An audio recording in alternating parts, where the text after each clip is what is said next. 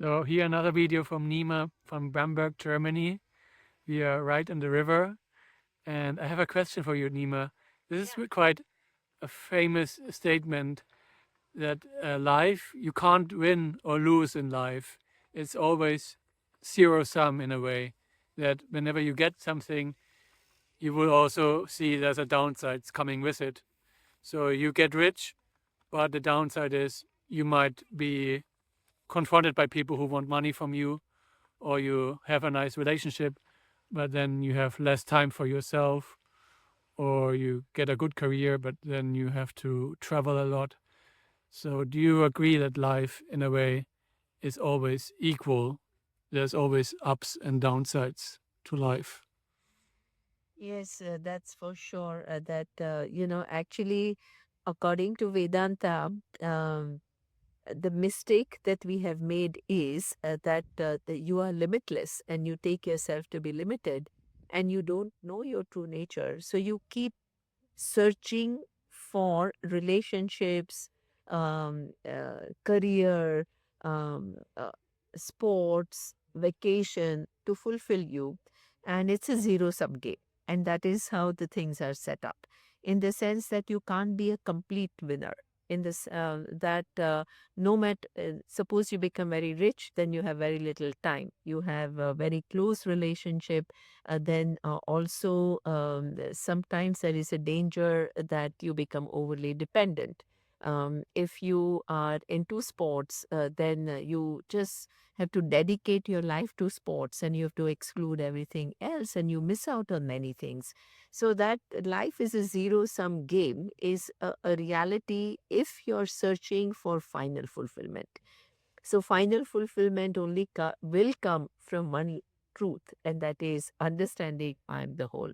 There is no other way, right? There is a beautiful verse in Purusha Suktam which says, Na anya pantha ayanaya vidyate. For moksha, there is no other path. There is only knowledge because you are already free and you have concluded that you are not free and you are searching in wrong place, which will not give you freedom.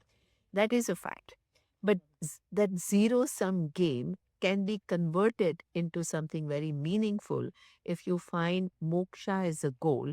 You can't get moksha overnight. You have to grow to be an individual who's compassionate, who is responsible, who is, aware of one's emotions, who has good self image. How are you going to do it?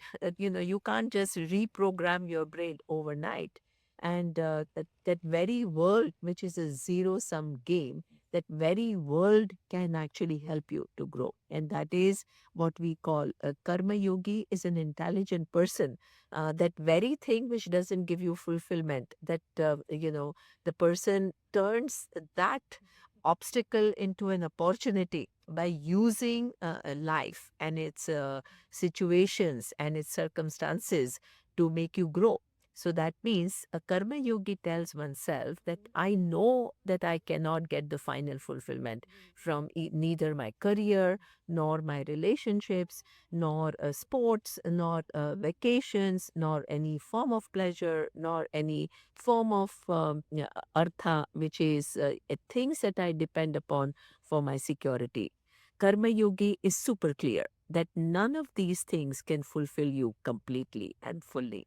But what Karma Yogi does is something super smart. And instead of rejecting it, it uses the very thing which can distract you for one's own growth. That's called intelligent living. Whatever is an obstacle, you turn it into an opportunity and use it for your well being. So, that is what we call really an intelligent person, recognizing the limitation of objects of the world and their inability to give you pleasure. You use them now to pave the way for moksha, for your maturity, for your growth, for you to have insight into your distortions and undo it. So I think, yes, life could be a zero sum game without Vedanta. But with Vedanta, the whole life can become really a platform for you to learn, grow, and to know the truth. So Mm, it really depends how you look at it. good. Thank you very much. Okay.